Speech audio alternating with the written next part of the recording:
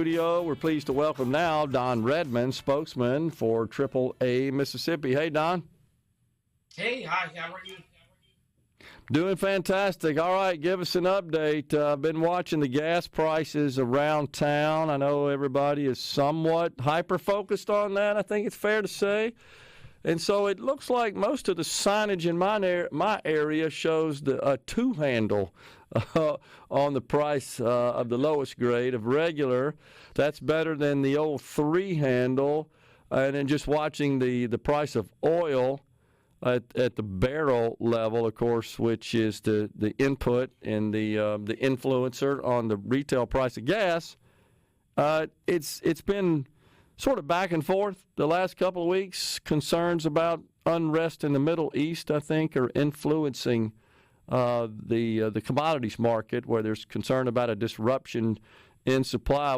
How does your organization see this right now as we head into the school year and then really just a couple of weeks from the Labor Day travel holiday, kind of winding down the summer? What's it look like? Well, your recap was precise. We've had the prices holding steady for the past couple of weeks, under $3 statewide. Now, certainly, certain markets within Mississippi are going to be higher than that, but that's been the average. About $2.97 right now is the current average. That's about 35 cents cheaper than this time last year, so that's a good indication. But as you noted, there's a lot of geopolitical factions at play now that's driven the price of crude from about $70 a barrel up to 78, and now things hovering around 77 right now. And crude accounts for about 50% for the price per gallon of gasoline. As those tensions mount in the Middle East in particular, it's really dicey what prices may do in the summer, but at least, or in the future, excuse me. But I would suggest those are trying to plan, budget what their gasoline average is going to be for the next few weeks. I would budget about $3.15 a gallon. It gives you a little flexibility for some kind of crisis in the Middle East. Okay. Yeah, I mean, and that could pop at any moment. We really can't predict that, and you know what the consequences would be and how that would affect the commodities market. So here's a question, though, Don: as we see school resuming, and I don't know how that affects, I guess, our consumption of gas, but is that sort of offset by the reduction of travel during the vacation season of the summer? Do they kind of offset each other? Is that how that works, or how do you guys usually track that?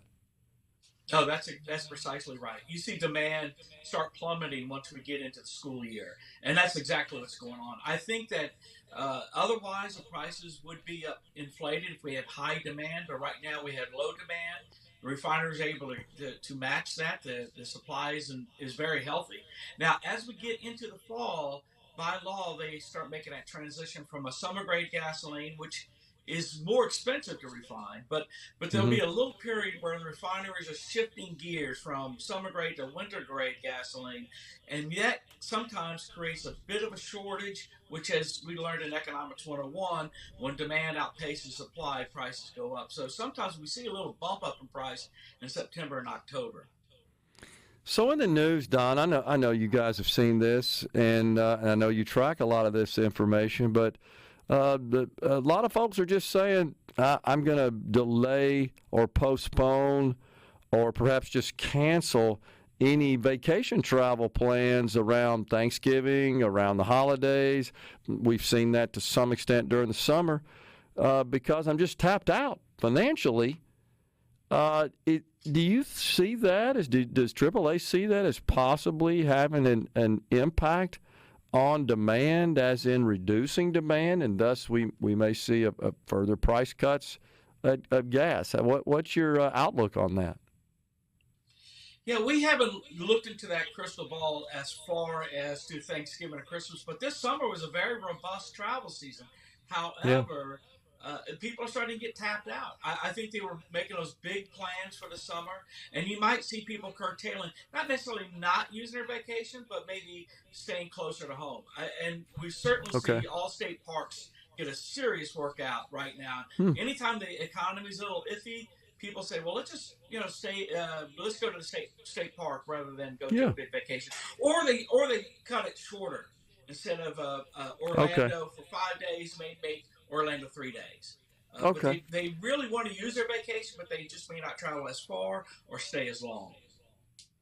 There have been lots of announcements here in the state of Mississippi at home about various capacity projects and even some maintenance projects as well that are improving roads and bridges across our state. Is there anything motorists need to be aware of with respect to predicted closures of the major travel throughways, either in Mississippi or in any perhaps adjacent states? Yeah, I mean, you certainly can follow the websites, and the Department of Transportation is your primary source on road closures and projection of projects, not only in Mississippi but in the surrounding states as well. So certainly, if you're planning those trips, if you're a AAA member, we can help you with that when we start your trip. We call it a trip tick, and we highlight those constructions. But if you're not a AAA member, check with your Department of Transportation in those states that you're going to see what those closures are going to be. Okay. All right, good. I mean, so far, based on my travels around the state, mainly hosting remotes, looks like we're in good shape. I don't see a lot of these lagging projects. We had Highway 49 just south of Jackson, of course, in Rankin County that seems like it was under construction for decades. Don't think it was quite that long. But, man, that sure is nice now that's been, my hat's off to the Department of Transportation and all involved in that. It was kind of a prolonged period of inconvenience while it was under construction, but wow, the flow through there is considerably better than it was before. It's amazing once the construction project's over with, suddenly you forget all the headaches that you had gone through for the previous 3 or 4 years. But I think that obviously there were a number of bridges throughout Mississippi that are big concerns, and the problem with the inflation that we're having and higher costs. It's just costing so much more now to lay a mile of bridge or a mile of road, for that matter. Yeah. And I think the states are going to be really strapped and looking for ways to increase their revenues because it's costing them so much more now. Well, as you're probably aware, our legislature has transferred excess cash, if you will, from other accounts to the Department of Transportation, a fair amount the last 3 years. We've been fortunate to produce surpluses to help fund many of these projects. And, of course, Director Brad White, and our 3 commissioners have been lobbying, if you will, for some sort of recurring revenue stream that they think or they feel would help out with the various needs across the state and also allow them to tap more federal funds. I think all the states are in this situation, are they not, Don?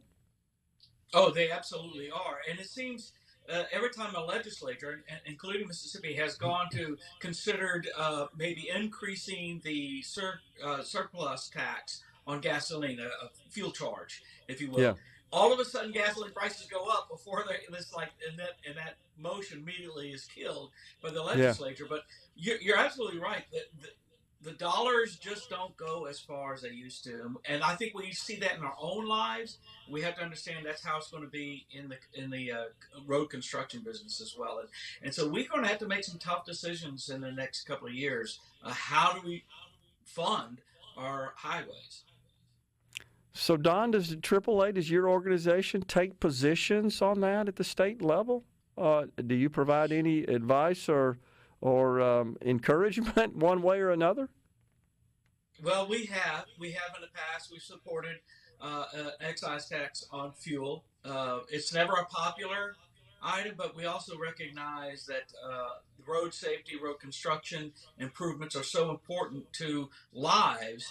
And a lot of the times we're talking about 2.5 cents, 3 cents, adding that to the tax. But boy, legislatures just are loath to increase taxes in any way, and that's largely because their constituents say enough. Yeah. But we have taken a stance, and we've also supported toll roads as long as there's an alternative that's free. Yeah, gotcha. Okay, I got you. I haven't heard that angle, but that's quite interesting. The state of Texas, state of Florida are often looked to as very low tax states, but there's tolls all over the place in those states. You can't go around DFW just about, north and south in particular. You're paying tolls if you want to go through there. Yep. I mean, it's something. We want a free alternative. Yeah, we want. I get it. We certainly understand. Yeah. I like that. That's a good plan. I'm glad to know that, Don. Appreciate you checking in with us, and thanks for your insights for the motorists around the state of Mississippi. Appreciate it. Yep. Thank you. We're coming right back, folks, in the Element Wealth studio.